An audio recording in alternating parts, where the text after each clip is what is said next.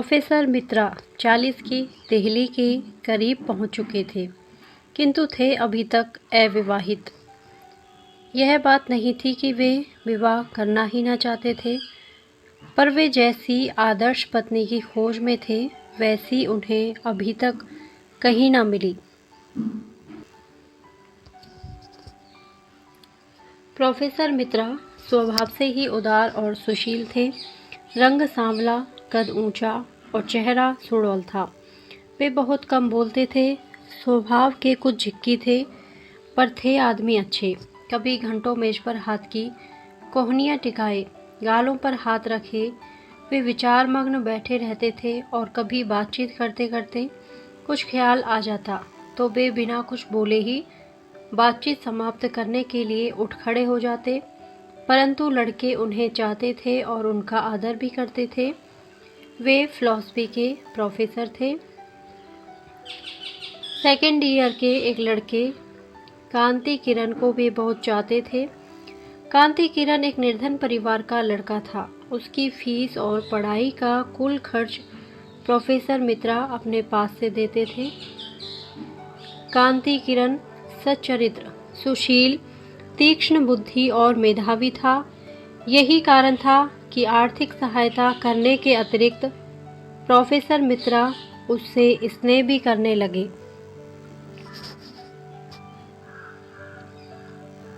Professor मित्रा अविवाहित थे ही। शहर से जरा हटकर उनका एक बड़ा सा बंगला था, जिसमें रहने वाला उनके अतिरिक्त और कोई ना था। उन्होंने एक दिन कांति किरण से अपने बंगले पर ही रहने को कहा, और कांति किरण तब से ही उन्हीं के बंगले पर रहने लगा।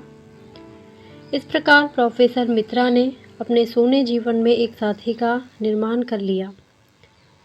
गर्मी की लंबी छुट्टियों के बाद जब कॉलेज खुला तो नई भर्ती होने वाली लड़कियों में कांति किरण की भांति एक लड़की मृणाल पर भी प्रोफेसर मित्रा की अनुकंपा विशेष रूप से हो गई। यह मृणाल कौन थी, कोई नहीं जानता था। मैट्रिक उसने कलकत्ता से पास किया। अपनी विधवा माँ के साथ कुछ ही दिन हुए यहाँ आई थी। मृणाल की माँ निर्धन थी।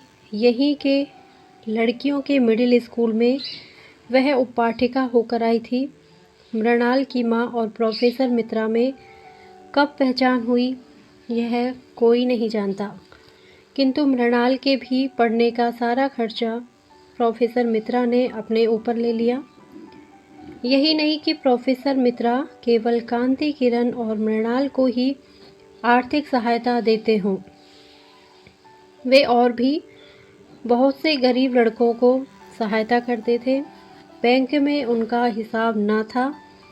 हर महीने की तनख्वाह उनके आवश्यक खर्च को निकालकर इसी प्रकार निर्धन विद्यार्थियों की सहायता में उठ जाया करती। वे प्राय कहा करते थे, हर महीने मुझे इतने रुपए मिलते हैं, मैं उन्हें इस प्रकार न बांटूं तो क्या करूं? न स्त्री न बच्चे, रुपयों का संग्रह करके मैं करूंगा क्या? मृणाल की माँ को महीने में कुल 30 रुपये मिलते थे, जो दोनों माँ बेटी के लिए सम्मान के साथ रहने के लिए भी पर्याप्त नहीं थे। परंतु प्रोफेसर मित्रा की सहृदयता ने उन्हें कभी किसी प्रकार के कष्ट का अनुभव न होने दिया। सजातीय होने के कारण उनकी घनिष्ठता बहुत बढ़ गई। सप्ताह में एक बार प्रोफेसर मित्रा मृणाल की माँ से मिलने जाते, और मृणाल तो प्राय रोज ही 1-2 घंटे प्रोफेसर मित्रा के यहाँ बिताती थी। मृणाल लॉजिक की, जिसे प्रोफेसर मित्रा ही पढ़ाते थे, बड़ी अच्छी छात्रा थी। प्रोफेसर मित्रा उससे बहुत खुश रहते। मृणाल अपनी माँ की पहली संतान थी। माँ बेटी का रिश्ता जाने बिना प्राय लोग उन्हें बड़ी छोटी बहन समझते थे। मृणाल के जन्म के कुछ ही समय बाद मृणाल के पिता का देहांत हो गया। तब से इसी प्रकार नौकरी और ट्यूशन करके मृणाल की माँ उसे इतनी बड़ी कर पाई है। अब उसे सबसे बड़ी चिंता मृणाल के विवाह की थी। जिस लड़की को उसने कष्ट से पढ़ा लिखा कर पाल पोस कर इतना बड़ा किया है, उसे किसी सुयोग्य वर के हाथों सौंप कर ही वह निश्चिंत हो सकती है। वह पढ़ा लिखा, कुलीन वंश का और खाते पीते घर का हो, जिससे उसकी मृणाल सुखी रहे। यही मृणाल की माँ की कामना थी। निर्धनता का जो कटु अनुभव मृणाल की माँ को था, वह भूलने के योग्य नहीं था। उसी निर्धनता के दलदल में वह जानबूझकर अपनी बेटी को नहीं फंसाना चाहती। इसलिए तो मृणाल 18 वर्ष की हो जाने पर भी अविवाहित थी।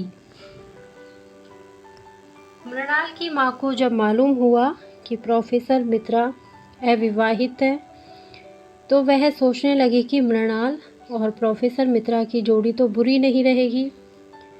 प्रोफेसर मित्रा की उम्र वैसे कुछ ज़्यादा भी नहीं है।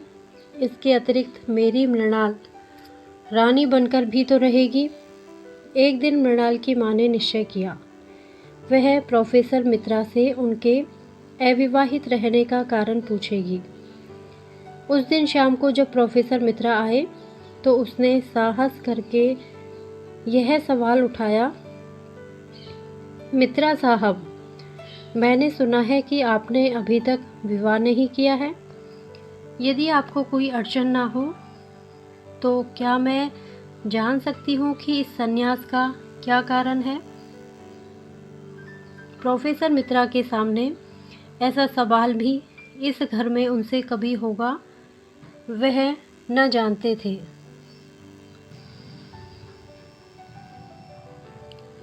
बोले, मैंने आज तक विवाह की ओर ध्यान ही नहीं दिया। क्यों नहीं दिया, कह नहीं सकता।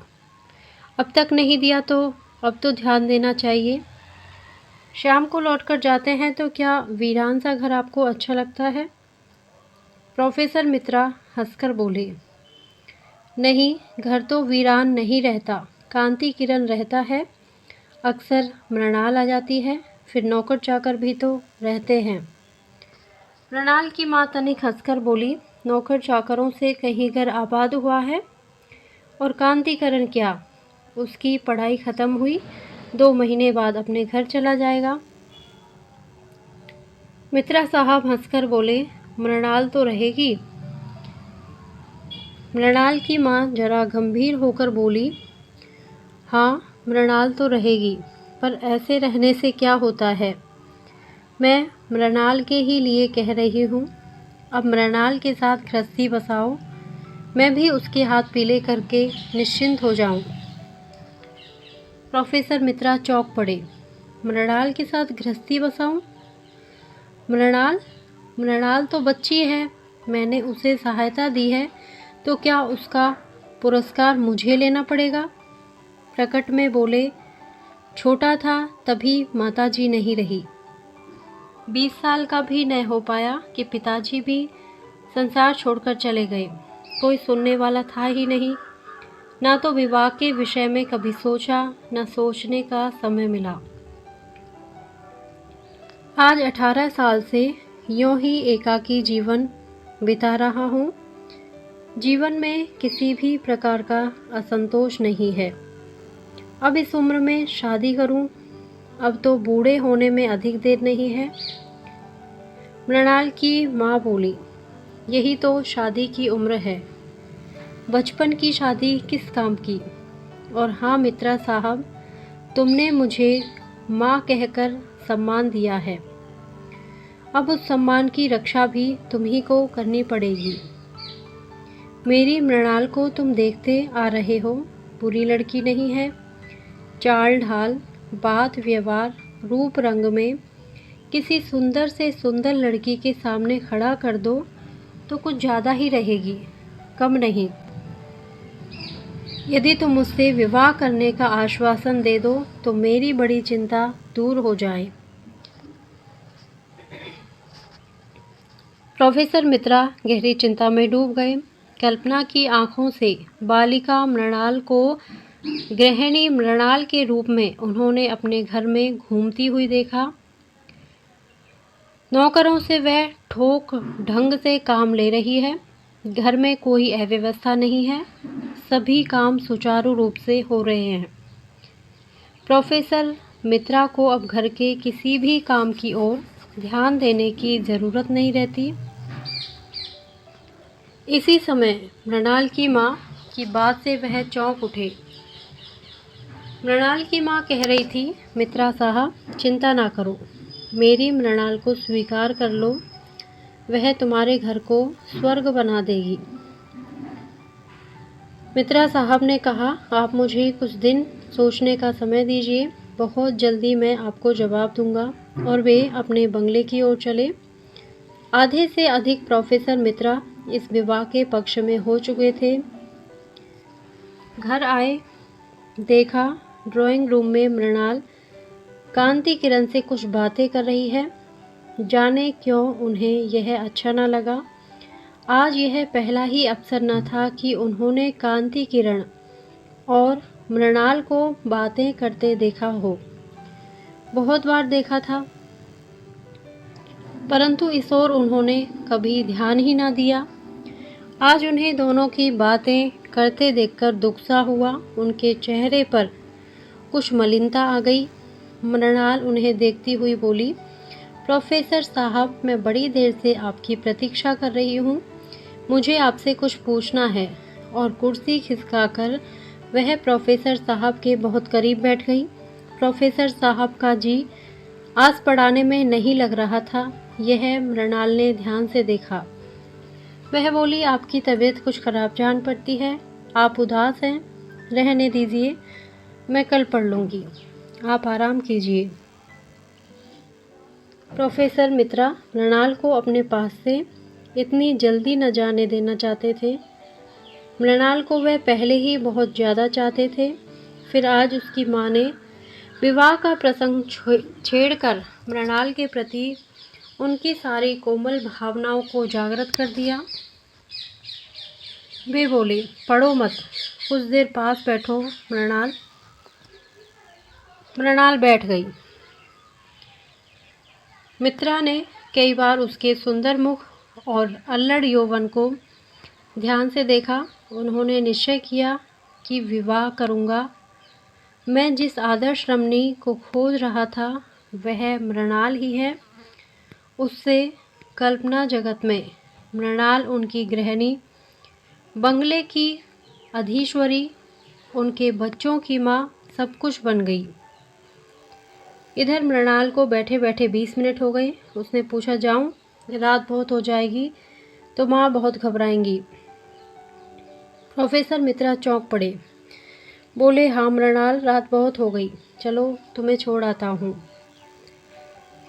आप क्यों तकलीफ़ करते हैं, ड्राइवर से कह दीजिए, मृणाल ने कहा। पर प्रोफेसर साहब ना माने। वे बोले, नहीं, चलो मैं ही छोड़ आऊँगा। और वे मृणाल को लेकर चले। ड्राइवर तो था भी नहीं। ऐसी हालत में प्राय कांति किरण ही उसे छोड़ने जाया करता। इस वार्ता में भी ड्राइवर की जगह मृणाल का मतलब कांति किरण से ही था। प्रोफेसर साहब मृणाल को छोड़कर आए। उस दिन रात भर वे सो ना सके। विवाह की चिंता में उन्हें सारी रात नींद न आई। दूसरे ही दिन उन्होंने बैंक अकाउंट खोलने का भी निश्चय किया। घर गृहस्थी का सब कुछ तो अब उन्हें संग्रह करना ही पड़ेगा। अब लापरवाही से काम नहीं चलेगा। सुबह उठते ही उन्होंने कांति किरण को बुलवाया। मालूम हुआ कि कांति किरण आज सवेरे से ही कहीं चला गया है। कांति किरण के द्वारा वे एक बहुत बढ़िया पलंग का ऑर्डर देने वाले थे।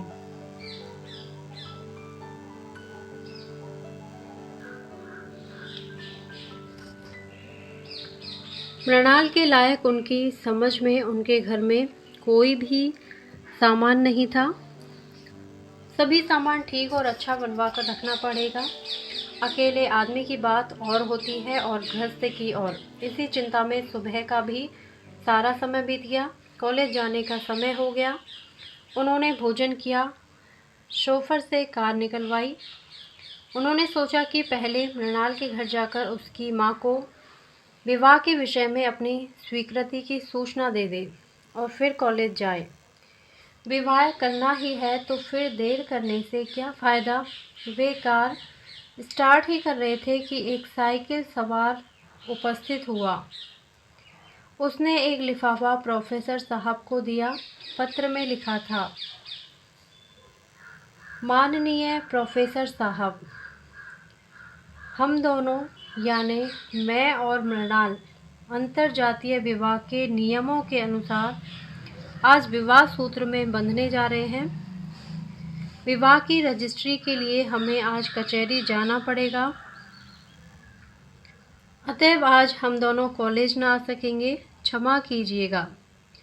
हम हैं आपके आशीर्वाद के अभिलाषी कांतिकरण मृणाल।